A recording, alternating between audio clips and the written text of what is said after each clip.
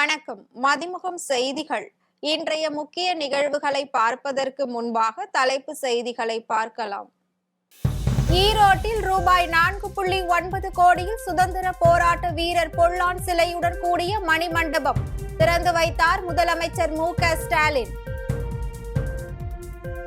டெல்லி தற்கொலை படை தாக்குதல் விவகாரம் மேலும் ஒருவரை கைது செய்த தேசிய புலனாய்வு முகமை. எம்எல்ஏ பதவியை ராஜினாமா செய்தார் செங்கோட்டையன். சபாநாயகர் அப்பாவுவை சந்தித்து ராஜினாமா கடிதத்தை சமர்ப்பித்தார். இந்திய அரசியலமைப்பு சட்டத்தின் மீது எந்த மாதிரியான தாக்குதலையும் அனுமதிக்க மாட்டோம். அரசியலமைப்பு சட்ட நாளையொட்டி ராகுல் காந்தி உறுதிமொழி. மலாக்கா ஜலசந்தி பகுதிகளில் நிலவிய ஆழ்ந்த காற்றழுத்த தாழ்வு மண்டலம் சென்யார் புயலாக வலுப்பெற்றது. இந்திய வானிலை ஆய்வு மையம் தகவல். ஈரோடு மொடக்குறிச்சியில் ரூபாய் 4.9 கோடியில் அமைக்கப்பட்டுள்ள பொல்லான் சிலையுடன் கூடிய நினைவு மண்டபத்தை முதலமைச்சர் மு.க.ஸ்டாலின் திறந்து வைத்தார். மாவீரன் பொல்லான் அவர்களது வீரத்தை போற்றும் வகையில் ஜெயராமபுரத்தில் முழு உருவ சிலையுடன் கூடிய மணிமண்டபம் கட்டித்தருமாறு பொல்லான் வீர வரலாறு மீட்பு குழு பல ஆண்டுகளாக கோரிக்கை விடுத்தனர். இதனை ஏற்ற திமுக அரசு ரூபாய் 4.90 கோடி மதிப்பில் ஈரோடு மாவட்டம் மொடக்குறிச்சி ஜெயராமபுரத்தில் அமைந்துள்ள அவரது முழு உருவ சிலையுடன் கூடிய அரங்கத்தை முதலமைச்சர் மு.க.ஸ்டாலின் திறந்து வைத்தார். தொடர்ந்து நிகழ்ச்சியில் பேசிய முதலமைச்சர், பொல்லான் சிலையை திறந்து வைப்பதில் பெருமையும் வீரமும் அடைவதாகவும், பூலித்தேவன், சின்னமலை, வீரமங்கை வேலு நாச்சியார், மாவீரன் பொல்லான் நமது மண்ணையும் மானத்தையும் காத்தவர்கள் என்று புகழாரம் சூட்டினார். சொன்னதை செய்வோம் என்பதற்கு பொல்லான் சிலை திறப்பே எடுத்துக்காட்டு என்று முதலமைச்சர் மு.க.ஸ்டாலின் தெரிவித்தார். இன்னும் சொல்லணும்னா பெருமை அடைகிறேன் என்று சொல்வதை விட வீரம் அடைகிறேன், எழுச்சி அடைகிறேன், அதுதான் உண்மை.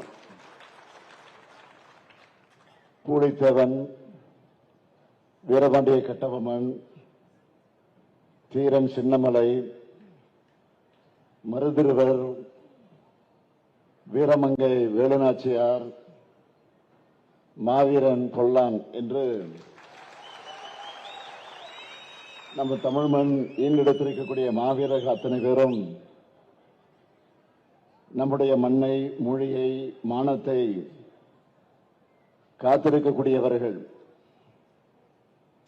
இடவிடாம அதற்காக போராடி கொண்டிருக்க வேண்டும் என்று இன்றைக்கும் நமக்கெல்லாம் நினைவுபடுத்திக் கொண்டிருக்கக்கூடியவர்கள். கம்பீரமாக இருக்கக்கூடிய இந்த மாவீரன் பொல்லானுடைய சிலையும் சிறப்பாக கட்டப்பட்டிருக்கக்கூடிய அரங்கத்தையும் தனி கவனம் எடுத்து எல்லோரும் பாராட்டக்கூடிய வகையில் இதை கட்டியிருக்கக்கூடிய மாண்புமிகு பொதுப்பணித்துறை அமைச்சர் ஏவா வேலு அவர்களுக்கு என்னுடைய சார்பில் மட்டுமல்ல, உங்கள் அனைவரின் சார்பில் என்னுடைய பாராட்டுக்களையும் வாழ்த்துக்கள் தெரிவித்துக் கொள்கிறேன்.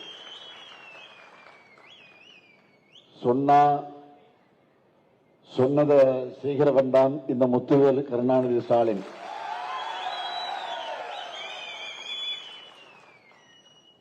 அதற்கு சாட்சியாக சொல்ல வேண்டும் என்று சொன்னால் இந்த மாவீரன் பொல்லான் சிலைதான் அதற்கு சாட்சி. டெல்லி தற்கொலை படை தாக்குதல் தொடர்பாக மேலும் ஒருவரை தேசிய புலனாய்வு முகமை கைது செய்துள்ளது. டெல்லியில் கடந்த 10ஆம் தேதி நிகழ்ந்த கார் வெடிப்பு பயங்கரவாத சம்பவத்தில் 13 பேர் கொல்லப்பட்ட நிலையில் 27 பேர் படுகாயமடைந்தனர்.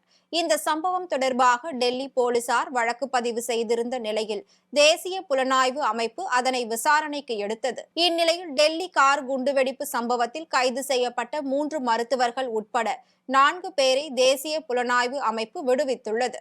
முக்கிய குற்றவாளி என கைது செய்யப்பட்ட மருத்துவர் உமருக்கும் பரிதாபத்தின் அல்பலா பல்கலை மருத்துவர்களுக்கும் இந்த சம்பவத்தில் எந்த தொடர்பும் இல்லை என NIA அதிகாரிகள் தெரிவித்துள்ளனர். இந்நிலையில் டெல்லி செங்கோட்டை அருகே நடந்த கார் குண்டுவெடிப்பு வழக்கில் மேலும் ஒருவரை தேசிய புலனாய்வு அமைப்பினர் கைது செய்தனர். இவ்வழக்கில் ஹரியானாவின் பரிதாபத்தை சேர்ந்த சாஹிப் என்பவரை தேசிய புலனாய்வு முகமை கைது செய்துள்ளது. கைது செய்யப்பட்ட நபர் டெல்லி தற்கொலை படை தாக்குதலில் ஈடுபட்ட உமர் நபிக்கு தங்குவதற்கு இடம் கொடுத்துள்ளதாகவும் கூறப்படுகிறது. இதனைத் தொடர்ந்து டெல்லி செங்கோட்டை வெடிகுண்டு தாக்குதல் தொடர்பாக கைது செய்யப்பட்டவர்களின் எண்ணிக்கை 7ஆக உயர்ந்துள்ளது. அதிமுகவில் இருந்து நீக்கப்பட்ட நிலையில் தனது எம்எல்ஏ பதவியை செங்கோட்டையன் ராஜினாமா செய்தார். அதிமுக மூத்த நிர்வாகிகளில் ஒருவரான KA செங்கோட்டையன் 1977ஆம் ஆண்டு முதல் 9 முறை எம்எல்ஏவாக இருந்துள்ளார். முதல் முறை சத்தியமங்கலம் தொகுதியில் இருந்து தேர்ந்தெடுக்கப்பட்ட அவர் அதன் பிறகு 8 முறை கோபிச்செட்டிப்பாளையம் தொகுதியில் இருந்து எம்எல்ஏவாக தேர்ந்தெடுக்கப்பட்டார். அதிமுக ஆட்சி காலத்தில் வனத்துறை, போக்குவரத்து துறை, வேளாண்மை துறை, தகவல் தொழில்நுட்பத்துறை, வருவாய்த்துறை என பல்வேறு துறைகளில் அமைச்சராகவும் பணியாற்றியுள்ளார். ஜெயலலிதா மறைவிற்கு பிறகு அதிமுக அமைப்பு செயலாளராக அவர் செயல்பட்டு வந்த நிலையில் கட்சியின் பொதுச் செயலாளர் எடப்பாடி பழனிசாமிக்கும் அவருக்கும் இடையே கருத்து வேறுபாடு ஏற்பட்டது. அதிமுகவில் இருந்து பிரிந்தவர்கள் ஒன்றிணைய வேண்டும் என்று செங்கோட்டையன் கோரிக்கை வைத்த நிலையில் கட்சி பதவிகளில் இருந்து நீக்கப்பட்ட அவர் பிறகு கட்சியில் இருந்தும் நீக்கப்பட்டார். அவருடைய ஆதரவாளர்களும் கட்சியில் இருந்து நீக்கப்பட்டனர். இந்நிலையில் அமைதி காத்து வந்த செங்கோட்டையன் நடிகர் விஜயின் தமிழக வெற்றி கழகத்தில் இணைய உள்ளதாக தகவல் வெளியாகியுள்ளது. இந்நிலையில் இன்று சென்னை தலைமை செயலகத்தில் சபாநாயகர் அப்பாவுவை சந்தித்து செங்கோட்டையன் தனது எம்எல்ஏ பதவியை ராஜினாமா செய்தார். இந்திய அரசியலமைப்பு சட்டத்தின் மீது எந்த மாதிரியான தாக்குதலையும் அனுமதிக்க மாட்டோம் என அரசியலமைப்பு சட்ட நாளையொட்டி ராகுல் காந்தி உறுதிமொழி அளித்துள்ளார். இதுகுறித்து காங்கிரஸ் MP ராகுல் காந்தி அவரின் எக்ஸ் தள பதிவில், இந்திய அரசியலமைப்பு சட்டம் ஒரு வெறும் புத்தகம் மட்டுமல்ல, இது நாட்டின் ஒவ்வொரு குடிமகனுக்கும் அளிக்கப்பட்ட ஒரு புனிதமான வாக்குறுதி என்று தெரிவித்துள்ளார்.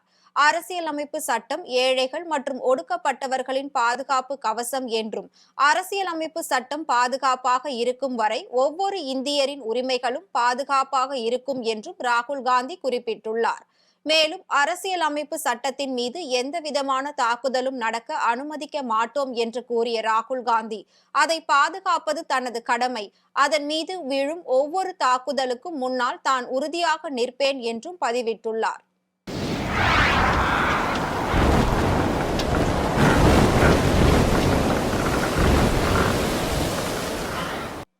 மலாக்கா ஜலசந்தி பகுதிகளில் நிலவிய ஆழ்ந்த காற்றழுத்த தாழ்வு மண்டலம் சென்யார் புயலாக வலுப்பெற்றுள்ளதாக இந்திய வானிலை ஆய்வு மையம் தெரிவித்துள்ளது.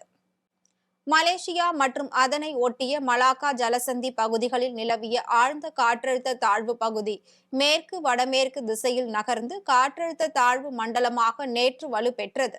இந்த புயல் சின்னம் மேற்கு வடமேற்கு திசையில் நகர்ந்து நேற்று நள்ளிரவு ஆழ்ந்த காற்றழுத்த தாழ்வு மண்டலமாக வலுப்பெற்றது. இந்நிலையில் இன்று காலை 5:30 மணி நிலவரப்படி சென்யார் புயலாக உருவாகியுள்ளது. இந்த புயலுக்கு ஐக்கிய அரபு அமீரகம் பரிந்துரைத்த சென்யார் என்ற பெயர் சூட்டப்பட்டுள்ளது. இந்த புயல் அடுத்த 24 மணி நேரத்திற்கு தீவிரத்தை தக்க வைத்துக் கொண்டு அதன் பின்னர் படிப்படியாக வலுவிழக்க வாய்ப்புள்ளதாக வானிலை ஆய்வு மையம் கூறியுள்ளது. மேலும் மேற்கு திசை நோக்கி நகர்ந்து இன்று இந்தோனேஷியா கரையை கடக்கும் என்று எதிர்பார்க்கப்படுகிறது. அதன் பின்னர் மேற்கு தென்மேற்கு திசையை நோக்கி நகர்ந்து அடுத்த 48 மணி நேரத்தில் கிழக்கு திசை நோக்கி திரும்பக்கூடும் என்று இந்திய வானிலை ஆய்வு மையம் தெரிவித்துள்ளது. சென்யார் புயலால் தமிழகத்திற்கு எந்தவித பாதிப்பும் இல்லை என்றும், அதே சமயத்தில் இலங்கை அருகே உருவாகும் மற்றொரு புயல் வட தமிழக கடற்கரையை நோக்கி நகரும் என்றும் கணிக்கப்பட்டுள்ளது. தமிழ்நாட்டில் 4 லட்சம் ஆசிரியர்களுக்கு டெட் தேர்வு எழுத விலக்கு அளிக்க கோரி பிரதமர் மோடிக்கு முதலமைச்சர் மு.க. ஸ்டாலின் கடிதம் எழுதியுள்ளார். இந்திய அரசின் கட்டாய கல்வி உரிமை சட்டத்தின் கீழ் ஆசிரியராக பணியாற்றவும் பதவி உயர்வு பெறவும் தகுதி தேர்வில் தேர்ச்சி பெற்றிருக்க வேண்டும் என்றும் உச்ச நீதிமன்றம் தீர்ப்பளித்திருந்தது. அந்த தீர்ப்பில் 2011 தகுதி தேர்வுக்கு முன்பாக பதிவு மூப்பின் அடிப்படையில் பணியில் சேர்ந்த ஆசிரியர்கள் 2 ஆண்டுகளுக்குள் தகுதி தேர்வு எழுதி தேர்ச்சி பெற வேண்டும் என்றும், அவ்வாறு தேர்ச்சி பெறாத ஆசிரியர்கள் பணியில் இருந்து விலகிக் கொள்ள நேரிடும் என்றும் தீர்ப்பில் குறிப்பிடப்பட்டது. இதற்கிடையே டெட் தேர்வினால் நீண்ட காலம் பணியில் இருக்கும் அரசு பள்ளி ஆசிரியர்கள் பாதிக்கப்படுவதால் இலவசம் மற்றும் கட்டாய கல்வி உரிமை சட்டத்தில் திருத்தம் செய்ய வலியுறுத்தி பிரதமர் மோடிக்கு முதலமைச்சர் மு.க.ஸ்டாலின் கடிதம் எழுதியுள்ளார். அதில் இலவசம் மற்றும் கட்டாய கல்வி உரிமை சட்டம் பிரிவு 23, தேசிய ஆசிரியர் கல்வி குழும சட்டம் பிரிவு 12A ஆகியவற்றில் திருத்தங்கள் மேற்கொள்ள வேண்டும் என்றும், ஆசிரியர்களை பாதுகாப்பதுடன் குழந்தைகளின் கல்வியும் பாதிக்கப்படாமல் இருப்பதை உறுதி செய்திட வேண்டும் எனவும் கேட்டுக் கொண்டுள்ளார். ஆசிரியர்கள் 2 ஆண்டுகளுக்குள் டெட் தேர்ச்சி பெறவில்லை எனில் அவர்களின் வேலை பறிக்கப்படும் என்ற நிலை பெரும் நிர்வாகம் சிரமத்தையும் ஆசிரியர்களுக்கு தனிப்பட்ட சிரமத்தையும் ஏற்படுத்தும் என்று வருத்தத்தோடு தெரிவித்துக் கொள்வதாக முதலமைச்சர் மு.க.ஸ்டாலின் குறிப்பிட்டுள்ளார். தமிழ்நாட்டில் மட்டும் ஏறத்தாழ 4 லட்சம் ஆசிரியர்கள் பாதிக்கப்படுவதாக கூறியுள்ள முதலமைச்சர், டெட்டை முந்தைய தேதியிட்டு அமல்படுத்துவது என்பது ஆசிரியர்கள் பணியில் தொடர்வதற்கும் பதவி உயர்வு பெறுவதற்கும் இடையூறை ஏற்படுத்துவதாகவும் தெரிவித்துள்ளார். RTE சட்டத்தின் பிரிவு 23 தெரிவிக்கப்பட்ட குறிப்புரைகளால் நாடு முழுவதும் லட்சக்கணக்கான ஆசிரியர்கள் பாதிக்கப்படுவார்கள் என்பதை கருத்தில் கொண்டு அதற்கான சட்ட திருத்தங்களை மேற்கொள்ள நடவடிக்கை எடுக்குமாறு தமது கடிதத்தில் முதலமைச்சர் மு.க.ஸ்டாலின் வலியுறுத்தியுள்ளார். திருப்பத்தூர் மாவட்டம் ஆம்பூர் அருகே 3 மாத குழந்தையை கொலை செய்த தாயை போலீசார் கைது செய்தனர். ஆம்பூர் நகராட்சிக்கு உட்பட்ட பெத்தலேகம் பகுதியை சேர்ந்த அக்பர் பாஷா, ஆஸ்லியா தஸ்லீம் தம்பதியினருக்கு ஏற்கனவே ஒரு ஆண் மற்றும் பெண் குழந்தை உள்ள நிலையில் இவர்களுக்கு 3ஆவதாக பெண் குழந்தை பிறந்துள்ளது. இந்நிலையில் 3ஆவதாக பெண் குழந்தை பிறந்ததால் மன உளைச்சலில் இருந்த குழந்தையின் தாய் ஆஸ்லியா தஸ்லீம் தனது 3 மாத குழந்தையை கீழ்த்தளத்தில் உள்ள தண்ணீர் தொட்டியில் போட்டுவிட்டு குழந்தை தவறி விழுந்ததாக நாடகமாடியுள்ளார். இந்நிலையில் குழந்தையை தான் கொன்றதாக கூறி ஆஸ்லியா தஸ்லீம் காவல் நிலையத்தில் வாக்குமூலம் அளித்துள்ளார். இதனை அடுத்து ஆம்பூர் நகர காவல்துறையினர் குழந்தையை கொன்ற தாய் ஆஸ்லியா தஸ்லீமை கைது செய்தனர். குழந்தையை தாயை கொலை செய்து கைதான சம்பவம் அப்பகுதியில் பெரும் பரபரப்பை ஏற்படுத்தியுள்ளது. திருவண்ணாமலையில் மகா தீப திருவிழாவை முன்னிட்டு அண்ணாமலையார் உள்ளிட்ட பஞ்சமூர்த்திகள் மாட வீதி உலா நடைபெற்றது. பிரசித்தி பெற்ற அண்ணாமலையார் கோவிலில் மகா தீப திருவிழா கடந்த திங்கட்கிழமை காலை தங்க கொடிமரத்தில் கொடியேற்றத்துடன் கோலாகலமாக துவங்கியது. இந்நிலையில் திருவிழாவின் 2ஆம் நாளன்று இரவு விநாயகர், அண்ணாமலையார், பராசக்தி அம்மன், முருகர் மற்றும் சண்டிகேஸ்வரர் ஆகிய பஞ்சமூர்த்திகள் வெள்ளி இந்திர விமானங்களில் மாடவீதி உலா நடைபெற்றது. இதில் ஆயிரக்கணக்கான பக்தர்கள் காத்திருந்து சுவாமி தரிசனம் செய்தனர். இதனை அடுத்து மகா தீபத்தை முன்னிட்டு பக்தர்களின் வசதிக்காக குடிநீர், கழிப்பறை, சுகாதாரம் உள்ளிட்ட அடிப்படை வசதிகள் போர்க்கால அடிப்படையில் நடைபெற்று வருகின்றன. வேலூர் மாவட்டம் குடியாத்தம் அருகே வன விலங்குகளை வேட்டையாட பதுக்கி வைத்திருந்த 3 நாட்டு துப்பாக்கிகளை வனத்துறை போலீசார் பறிமுதல் செய்தனர். குடியாத்தம் அருகே உப்பரப்பள்ளி கிராமத்தில் உள்ள விவசாய நிலத்தில் காவலாளியாக உள்ள கோபி என்பவர் அவ்வப்போது வனப்பகுதியில் வன விலங்குகளை வேட்டையாடி வருவதாகவும் நாட்டு துப்பாக்கி பதுக்கி வைத்திருப்பதாகவும் போலீசாருக்கு ரகசிய தகவல் கிடைத்தது. அதன் பேரில் வனத்துறையினர் அப்பகுதியில் சோதனை செய்த போது அங்கு 3 நாட்டு துப்பாக்கி மற்றும் துப்பாக்கி மருந்து, மயில் இறகு, முயல் வலை உள்ளிட்ட ஏராளமான பொருட்களை பறிமுதல் செய்தனர். மேலும் நாட்டு துப்பாக்கி வைத்திருந்த கோபியை கைது செய்து குடியாத்தம் கிராமிய போலீசார் விசாரணை மேற்கொண்டு வருகின்றனர். இந்த சம்பவம் கிராம மக்களிடையே பெரும் பரபரப்பை ஏற்படுத்தியுள்ளது. தங்கம் விலை இன்று சவரனுக்கு 640 ரூபாய் உயர்ந்து 94,400 ரூபாய்க்கு விற்பனை செய்யப்படுகிறது. சர்வதேச பொருளாதார நிலைக்கு ஏற்ப தங்கம் விலை ஏற்ற இறக்கத்தை சந்தித்து வருகிறது. இந்நிலையில் தங்கம் விலை இன்று உயர்ந்துள்ளது. அதன்படி சென்னையில் இன்று 22 கேரட் ஆபரண தங்கத்தின் விலை கிராமிற்கு 80 ரூபாய் உயர்ந்து 11,800 ரூபாய்க்கு விற்பனை செய்யப்படுகிறது. மேலும் சவரனுக்கு 640 ரூபாய் உயர்ந்து 94,400 ரூபாய்க்கு விற்பனை செய்யப்படுகிறது. அதேபோல் வெள்ளியின் விலையும் கிராமிற்கு 2 ரூபாய் உயர்ந்து 1 கிராம் வெள்ளியின் விலை 176 ரூபாய்க்கும் 1 கிலோ வெள்ளியின் விலை 1,76,000 ரூபாய்க்கும் விற்பனையாகிறது. புதுக்கோட்டை மாவட்டம் சிப்காட் அருகே உள்ள தமிழ்நாடு நுகர்வோர் வாலிப கழகத்தின் சார்பில் ஆர்ப்பாட்டம் நடைபெற்றது. புதுக்கோட்டை சிப்காட் அருகே உள்ள தமிழ்நாடு நுகர்பொருள் வாணிப கழகம் முன்பு சுமை தூக்கும் தொழிலாளர்கள் மாநில பாதுகாப்பு சங்கத்தின் சார்பில் பல்வேறு கோரிக்கைகளை வலியுறுத்தி ஆர்ப்பாட்டத்தில் ஈடுபட்டனர். இந்த ஆர்ப்பாட்டத்தில் சங்க அங்கீகார தேர்தலை உடனடியாக நடத்தவும், தகுதியுடைய தொழிலாளர்களுக்கு சிகப்பு அட்டையில் இருந்து பச்சை அட்டை வழங்கிடவும், வருகை பதிவேட்டில் பெயர்களை சேர்த்திட வேண்டும் உள்ளிட்ட பல்வேறு கோரிக்கைகளை வலியுறுத்தி கோஷங்களை எழுப்பினர். இந்த ஆர்ப்பாட்டத்தில் சங்கத்தின் நிர்வாகிகள் 30க்கும் மேற்பட்டோர் கலந்து கொண்டனர். மயிலாடுதுறையில் அகில இந்திய கிராமிய அஞ்சல் ஊழியர் சங்கம் சார்பில் ஒன்றிய அரசை கண்டித்து ஆர்ப்பாட்டம் நடைபெற்றது. மயிலாடுதுறை தலைமை தபால் நிலையம் முன்பு அகில இந்திய கிராமிய அஞ்சல் ஊழியர் சங்கம் சார்பில் கண்டன ஆர்ப்பாட்டம் நடைபெற்றது.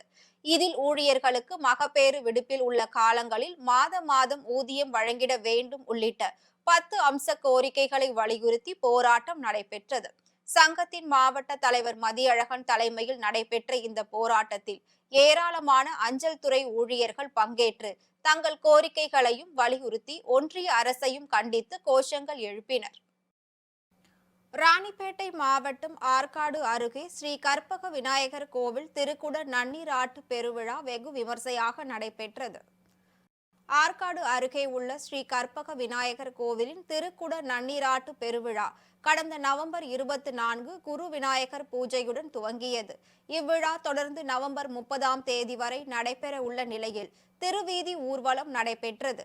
ஆற்காடு பைபாஸ் சாலை பாலாற்றங்கரையில் இருந்து புறப்பட்ட ஊர்வலத்தில் திரளான பக்தர்கள் கலந்து கொண்டு அலங்கார வேடமிட்டு மேல தாளங்கள், வாத்தியங்கள் மற்றும் நடனத்துடன் ஆடி வந்தனர்.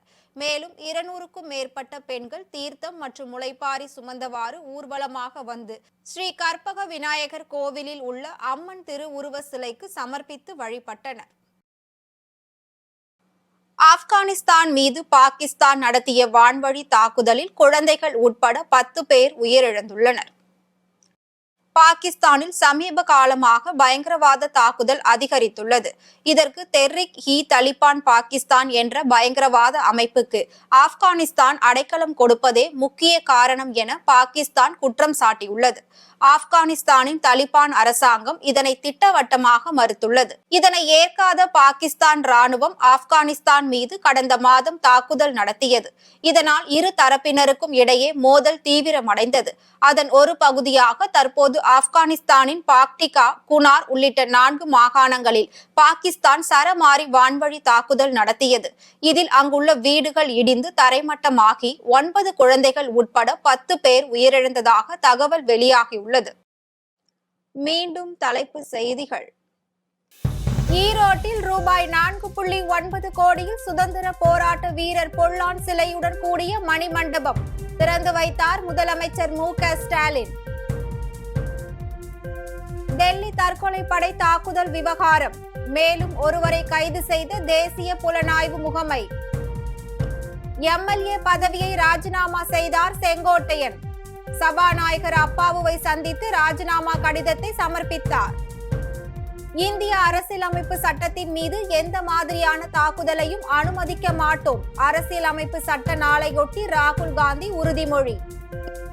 மலாக்கா ஜலசந்தி பகுதிகளில் நிலவிய ஆழ்ந்த காற்றழுத்த தாழ்வு மண்டலம் சென்யார் புயலாக வலுப்பெற்றது. இந்திய வானிலை ஆய்வு மையம் தகவல். இத்துடன் செய்திகள் நிறைவடைந்தன. மீண்டும் செய்திகள் இரவு 8 மணிக்கு. மேலும் செய்திகளை தெரிந்து கொள்ள மதிமுகம் பிரைம் யூடியூப் தளத்தில் இணைந்திருங்கள்.